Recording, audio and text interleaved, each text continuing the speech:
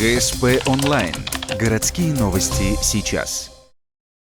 Мини-футбольный клуб «Ухта» подписал контракт с самым титулованным тренером страны. Юрий Руднев будет консультировать наших спортсменов до конца игрового сезона. Мужчина работал в более чем десятке профессиональных клубов. Многократно становился обладателем Кубка России, а также Кубка УЕФА. С приходом Руднева команда начала меняться. Что уже произошло, рассказал один из футболистов и, конечно же, сам Юрий Руднев. Как прошли первые тренировки с участием нового тренера? Что изменилось с его приходом? Поставлена цель была, исходя из тех людей, которые у нас есть, исходя из того уровня мастерства, который у нас есть, выполнять упражнения, именно то, что мы на данный момент сможем сделать, за счет чего мы сможем противостоять сопернику. То есть по деталям это очень будет долго рассказывать. Изменился тренировочный процесс, скажу так. У нас есть команда, которая играла в футбол, я считаю, в высшей лиге, потому что у нас знаний недостаточно было. Сейчас мы переходим на другой уровень за счет игр, за счет правильных советов, за счет тренировок. За 2 тренировки я уже очень много узнал для себя. Вот, поэтому тут даже рассказывать не стоит, достаточно человеку неосвещенному посмотреть интернет, и все сразу станет понятно, какой тренер к нам приехал, поэтому нам остается только работать. У нас команда была уровня высшей лиги. А сегодня я им предлагаю делать вещи, которые соответствуют уровню суперлиги. Поэтому вот отсюда все и пляшет. Все другое. Пожалуй, только там подготовительная часть, разминочная часть, беговые упражнения, стретчинг, растяжка. Это то, что заключительная часть остались. Как бы то все остальное, конечно же, другое, потому что уровень суперлиги совершенно другой. Требования совершенно другие.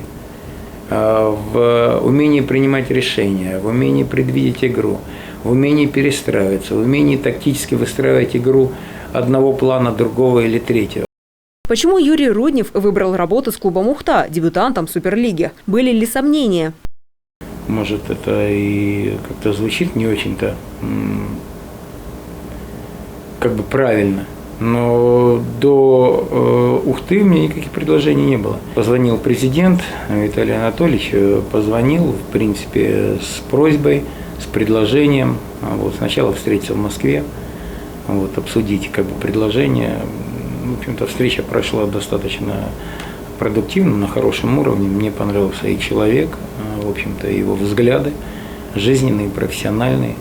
Вот, поэтому предварительно как бы договорились о консультативной помощи, в принципе, до конца сезона. Вот, сейчас там определяемся по графику, где я могу приезжать и оказывать эту помощь. Вот, но я хочу сказать, что в тот же день мы посетили матчи в Москве с КПРФ. И, честно говоря, конечно, у меня так было немножко такое сомнение даже в своих силах, что смогу ли я вообще чем-то помочь. Слишком команда выглядела неубедительно. Оправдались ли опасения по поводу команды?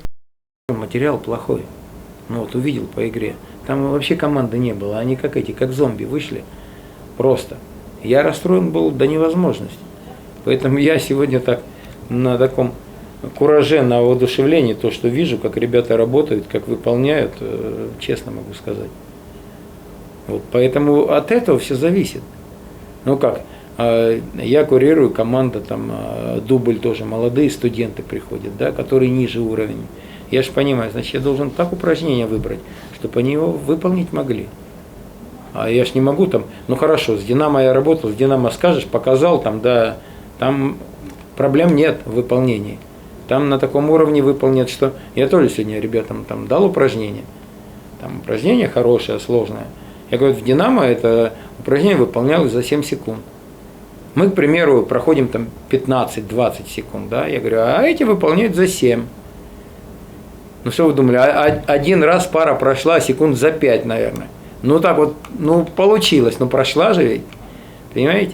То есть это же все время стимул. Ребятам скажешь, да, критерии, понимают, да, там, ну они же прекрасно понимают, какие там мастера были. Поэтому раз вот здесь все время должен стимул быть лучше идти. Поэтому я почему говорю, мне есть с чем сравнивать. И вижу, как ребята исполняют там удары. Там ударная работа очень хорошая, ребят, то есть хорошие удары. Вратари, мне понравилось. Конечно, работать много есть над чем.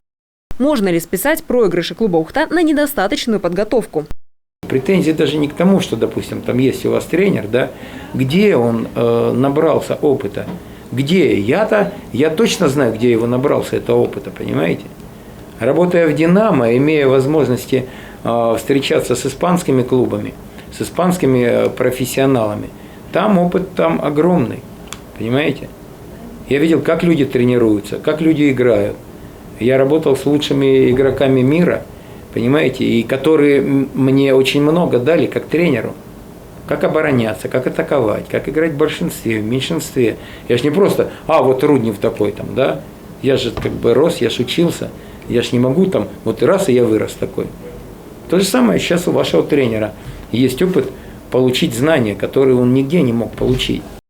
Какая главная задача стоит перед вами? Главная задача – это сегодня моя, которую я вижу, да, вселить в игроках уверенность в том, что они могут выиграть, но если не у любой команды, то у большинства команд Суперлиги. Именно уверенность в том, что они могут выиграть, это факт совершенно другой. А уверенность в том, что могут, вот это я уверен, что я смогу им это дать. Вот. А в том, что выиграют, я вообще не сомневаюсь. Просто не сомневаюсь. Я очень доволен вот тем состоянием, тем положением, тем отношением ребят, которые есть. Я уверен, что не зря проведу эти 10 дней, в чем не сомневаюсь я. Вот. Поэтому у меня настроение хорошее. Как настроить команду на победу? Если я буду сегодня биться, я все равно стану сильнее. Завтра я стану сильнее, послезавтра я стану сильнее. Если ты будешь выходить, и меня что, допустим, там очень расстроило, да, что соперник, видя команду Ухту, да, и смотрит, команда получает карточки специально, чтобы списать карточки. То есть он спокойно лидеров может не выпустить на второй день. Говорит, мы так их обыграем. Вот один этот факт, меня просто бесит. Это как это вы считаете? То есть уважения вообще нет. А это надо как бы переломить в первую очередь. Я сказал, ребят, все можно простить. И болельщики все простят, если они увидят, что команда бьется. Я из игроков могу выжимать максимум, потому что я не терплю проигрыши, вообще ненавижу. Поэтому зрителей их не обманешь. Если не видят, что игроки выходят, бьются, вы поймите, вот можно знать, что мы проиграем, но все равно биться. Успели ли вы познакомиться с городом? Планируете ли посетить игры в рамках городского чемпионата по мини-футболу? Я думаю, посмотрю, конечно. Посмотрю. Но я не думаю, что вы кого-то упустили. Так у меня здесь друг детства живет, поэтому там в гостях побывал, еще побываю. Но город еще, конечно, не смотрел ничего. Не знаю, вот будут одноразовые тренировки, я думаю, там что-нибудь можно будет спланировать. Потому что сейчас 2 тренировки, сейчас надо пойти, поесть, отдохнуть, ко второй тренировке подготовиться, опять тренировка вечером. Так что, когда вот эти 2 дня тут такие тяжелые были.